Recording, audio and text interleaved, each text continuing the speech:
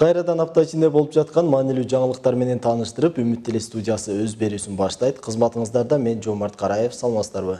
Алгач бүгүнкү берүүбүздүн кыскача топтомдору менен таанышып алыңыздар.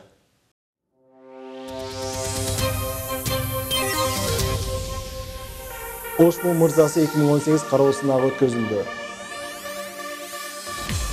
Бардык атаандаштарыма ийгилик, бүгүнкү атамекенди коргоо майрамыңыздар менен куттуктайм. Ырчы Түмөнбай Колдошев жеке концертин элге тартуулады. Жандуу менен сонундай жакшы даярдыкта көрүнүп эле турат. Мелис Маматжанов акындар арасында биринчи орунду жеңип алды.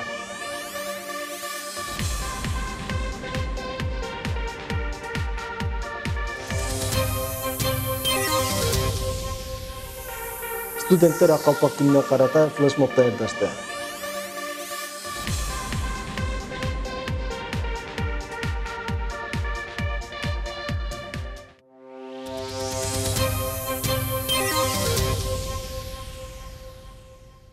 Ош мамлекеттик университетинин социалдык жана тарбия иштери боюнча проректору Ырчы Түмөнбай Колдошев жеке концертин тартуулады. Концерт Ош улуттук драма театрында уюштурулуп, салтоолоо көрүүчүлөр болду. Салтанаттын жүрүшүнөн алдыдагы материалда кененирээк көрө аласыздар. Тиришундук кездер коштоп ыргагым, тирүүлүгүм, азабым да, жыргалым, баарын сизге айтып туруп апаке, шулоктоп бир келет анам. Концертти акын Зайырбек Ажыматов алып барып, куюлушкан сөздөрү, ырлары менен көрүүчүлөрдүн көңүлүн бурдуруп жатты. Түмөнбай Колдошевдун ырларын сагынган эл Ырчыны өзгөчө шаңдуу кол чабуулар менен тосуп алышты.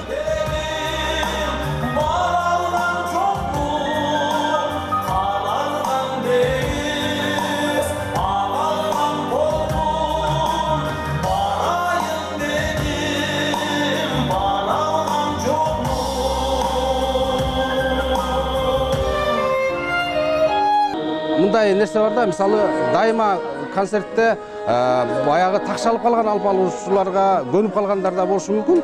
Ал эми бул жерде биз мындай жөнөкөй бир жасалма эмес бир концертти көрүп атабыз, ошого күбө болуп атабыз. Түмөнбай агайдын чыгармачылыгы боюнча оюңуз кандай? Эл менен эл чыгармасын кандай кабыл алып отурсуңуз? Эми Түмөнбай Колдошев мисалы оончулукта негизи эле чыгармачылыкта бир-эки чыгарма менен башталышында эле жарык деп жалпы элге таанымал болуу же угармандарын табуу, көрөрмандарын табуу бул өтө оор. Ал эми Түмөнбай Колдошев өзүнүн чыгармаларында алгачкы ырлары менен эле ушул жылдызы жанып, алгачкы ырлары менен эле өз көрөрмандарын тапканын мына калайык жалпы журт билет. Себеп дегенде ошол учурда мисалы ушундай мезгилде бир чыныгы чыгармачылыкка, жалпы мына угармандардын маданият менен искусствоган ичинде чыгармачылыкка кызыккандардын суусап турганы, нукура талант издеп турганы ошол жалпы калайыктын билинет. Ал эми Түмөнбай Колдошев мен айтат элем, ал чыныгы нукура жүрөгүнөн чыккан оондордурдаган чыныгы талант деп. Ал ошон үчүн өзүнүн жолун, өзүнүн көрөрмандарын таба алды. Концертке конок катары Ырчы Асхат Мусабеков, Венера Назаралиева, Равшан Момунов, Куштарбек Ташматов, Эломан Жалалов жана акын Мелис Маматжанов, ошондой эле Аруке бийчилер тобу катышты. Чыгармалар музыканттардын коштоосу менен жандуу аткарылды.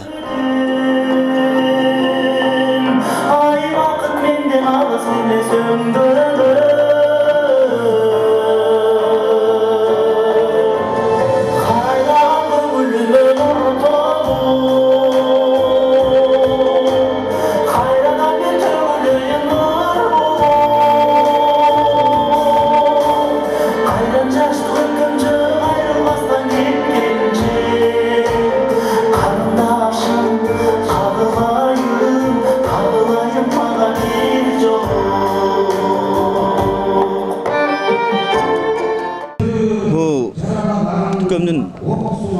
Концертине катышып атканыма абдан кубанычтамын.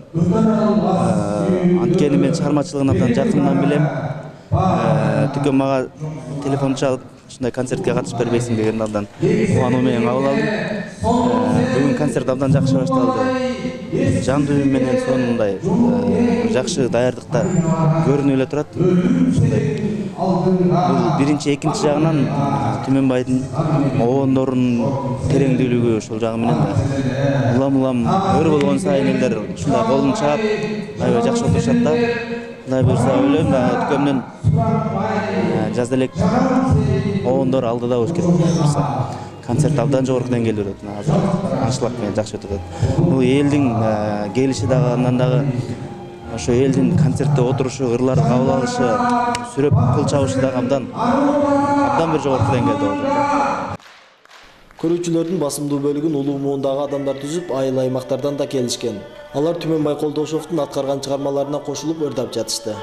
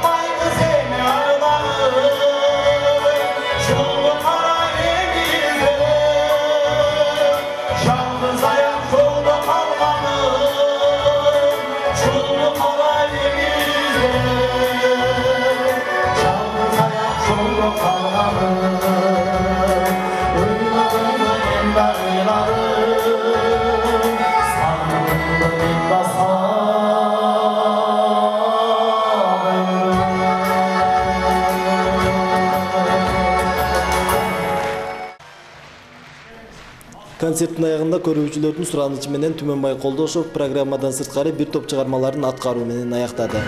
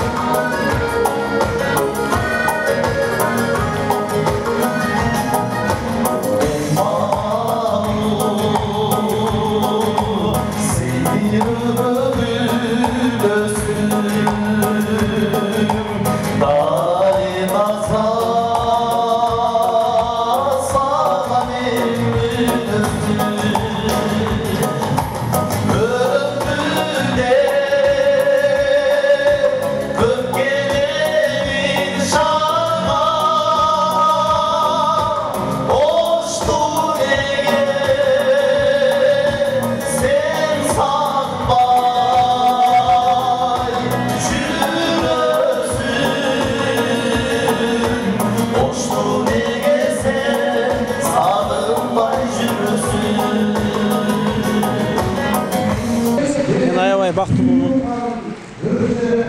Кудай мени ушул бакытка ыраа көргөндүгү үчүн мен Кудайга ыраазымын. Аябай жакшы концерт болуп атат. Себеби шаардын элине караганда айылдардан көбүрөөк келишиптир. Айылдын эли шаардын интеллигенциясы келиптир. Мен көрүп атам залдагылар. Мен аябай сүйүнүп атам. Элибизге ыраазымын. Элибиз баары бир музыканы, элибиз чыныгы поэзияны сагыныптыр. Демек ойлойм, чыгармачыл адамдар өз бактысын тартууласын. Элге бакытты, өзүнөн элден энергия алсын, ошол бакытты кабыл алсын. Мен рахмат, элибизге аябай ыраазымын мен.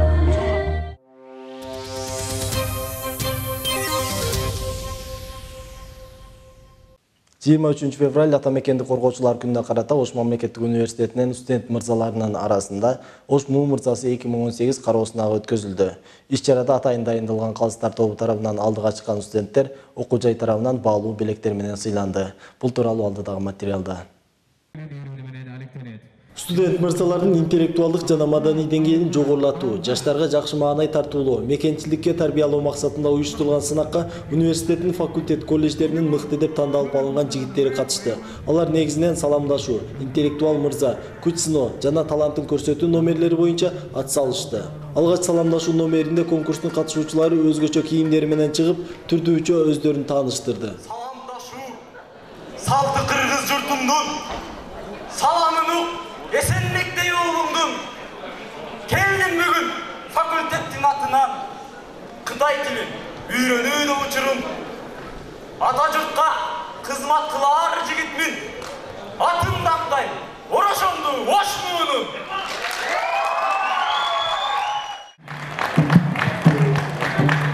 Агыни элже карындаш алдымда турсаң чогулуп андыктан айтат саламды Абдылда Абды момунуп арнамыз калканбек Албанастын урпагы алдыңда туратмын ошол Аллай кулун шуңкары айтылуу кара кулу жаным адамдар билбейт теңдешин Before I came here in the Kyrgyzstan, Çoğulottoğulordun büyük jeri, çoğuday bol Kırgızımdın jigitleri, çok karmagan kolun menen batır bol dep, çoğ atalar, çoğ aytmamız seni meni.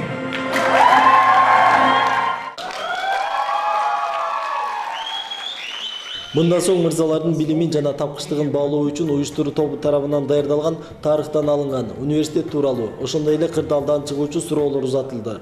Катышуучулардын көпчүлүгү туура жооп берип, тапкычтыгын далилдөөдө кызыктуу жооптор менен көрүүчүлөрдүн жүзүнө жылмаюу тартуулады. Dünya Dilleri және Madaniyat Fakültetinden Termechukov Ишембек. Birinci номер. Siz атаңызды атап беріңіздер. Атам, чоң атам, бабам, бабам, жотом, жетем, тегин.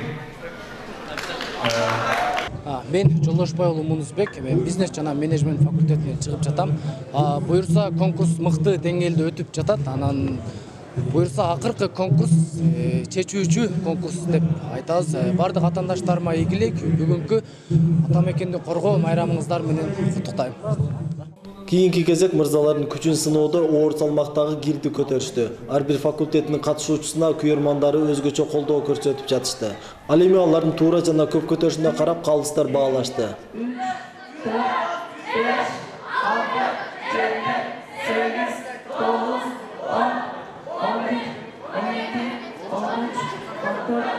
3,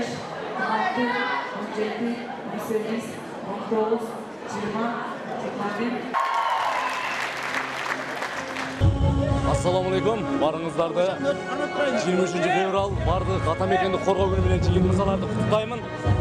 Мен искусство факультетинен Абдумомунов Абдылда 3-курс студенти искусствонун атынан чыгып жатам. Бардык көрөрмандарыма ийгилик каалайм. Азыркы учурда акыркы турда өтүп жатабыз азыр. Азыр толкундануулар ийгиликтер бар деп ишенем азыр. Акыркы номерде жигиттер өз таланттарын көрсөтүштү. Бири-биринен өзгөчөлөнгөн мырзалардын бүйүр кызытарлык өнөрлөрү көрүүчүлөрдү өзгөчө таң калтырды.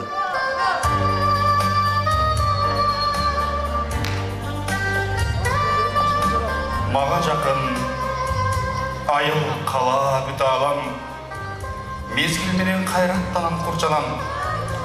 Ата барат жакын досун колдогу сүрөтчүмүн. сулуулукка суктанам.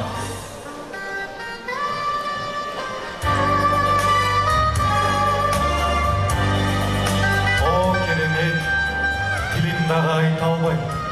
Көз карашың сезимдерди кайталайт. Кандай сулуу, ажарлуу жүрөк кыз. Керек болсо сулуулугум дүйнөдөгү сүрөтчүлөр тарта албайт. Кайсы мекен танышайын, жүрөгүмдүн айтканына күнөйүн, сүйүү менен жарышайын, ушул гүлдү белек берип көрөйүн.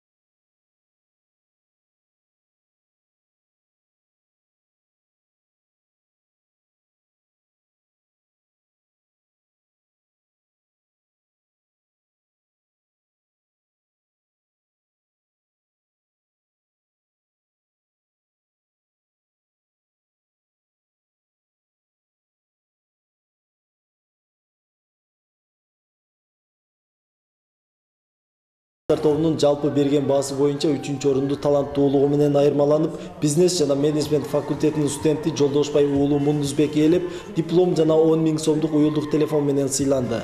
Экинчи орунга өзгөчө күчтүүлүгү менен таң калтырган педагогика жана дене тарбия факультетинин студенти Шарабидин уулу Ажибек жетишип, диплом жана планшетке ээ болду.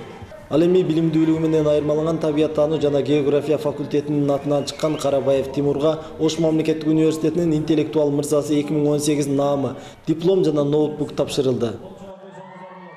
Жалпы номерлерди мыкты аткарып, жеңишке жетишип, математика жана информациялык технологиялар факультетинин студенти Султанов Баяман Ошмо мырзасы 2018 конкурсунун жеңүүчүсү деп табылып, диплом жана компьютер менен сыйланды.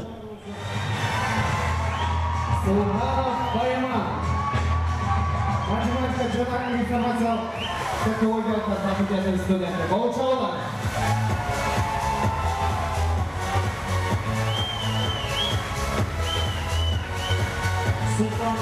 Султанов Баяман Ошмо мырзасы намын жана ошол стационардык компьютер менен сыйланып атат. Кол жаап койсоңуздар болот. Баяман сыйлык кут болсун. Урматтуу калыстар тобу, сиздерге чоң ыраазычылык билдиребиз. Бүгін салт айлангандай Атамекенди коргоочулар күнүнө карата Ошмо мырзасы конкурсу өткөрүлдү. Билесиздер, муну ар жылы 23 февралда өткөрөбүз. Мына быйыл дагы жаңы ачылган факультеттердин, мисалы Кыргыз Европа факультети, киноакадемиядан дагы биздин студенттерибизден катышып, бир байгелүү орундарга жетишкендерге мени аябай сүйүндүрдү. Буга чейин бир 12-13 конкурсант болсо, мына быйыл 16 конкурсанттын ортосунда кызуу күрөш жүрдү. Жана быйыл ошол Ошмо мырзасы наамын алган жигиттерибиздин быйыл жаңы ысым же болбосо жаңы факультеттин жеңүүчүсү аныкталды. Бул МИД факультетинин студенти Султанов Баяман деген жигит Ошмо мырзасы наамын жеңип алды. Андан сырткары экинчи орунду, 3-чү, 4-чү орундарды алган жигиттерге дагы мен ийгилик каалайм. Биздин балдардын 16 катышуучунун бардыгы наамга татыктуу болчу. Бирок эми конкурс деген конкурс, күчтүүсү, билимдүүсү, таланттуусу жеңди деп ойлойм. Толкундан аябай күч ушул ишти уюштурган жалпы Ош мамлекеттик университетинин жалпы билим берүү жамаатына терең ырчылык билдирем. Андан кийин эле ошо менин жанымда күн десе күн, түн десе түн деп чогуу жүргөн, жардам берген жакындарыма, анан күйөрмандарыма терең ырчылык билдирем. Конкурс жакшы деңгээлде өттү, аябай толкундануу сезим болуп атат. Бардыгы аракеттин натыйжасында мындай жеңишке жетип турган мезгил толкундан.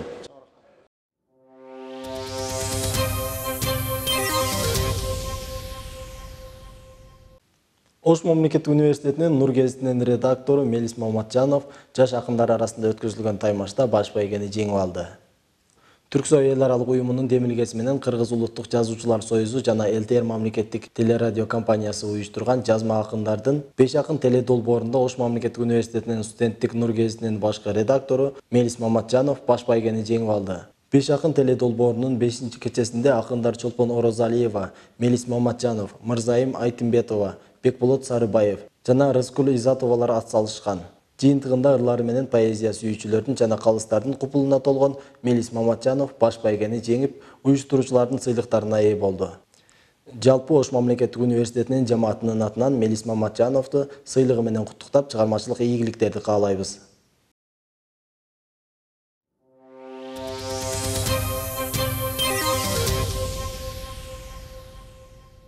Ал эми азыр назарыңыздарга Ош мамлекеттик университетинин студенттери тарабынан Ак калпак күнүнө карата даярдалган кыскача видеороликти тартуулайбыз.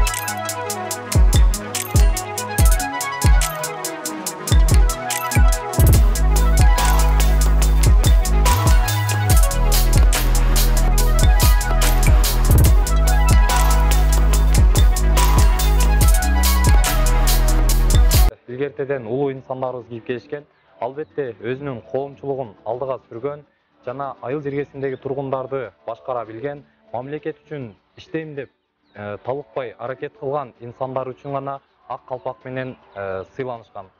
Андан сырткары ак калпакты акыйкатчыл, чынчыл жана тазалыкты сүйгөн инсандар үчүн белек катары берилген.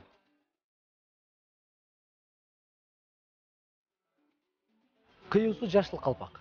Балакатка жеткенге чейин кыюусу жашыл калпак кийгизишкен. Мындай жашыл кыюулуу калпакты кийген ар бир кыргыз баласы өзүнүн жаңыдан гана бой жетип келе жаткандыгын калпагындагы жашыл кыюулар аркылуу түшүндүрүп бере алган.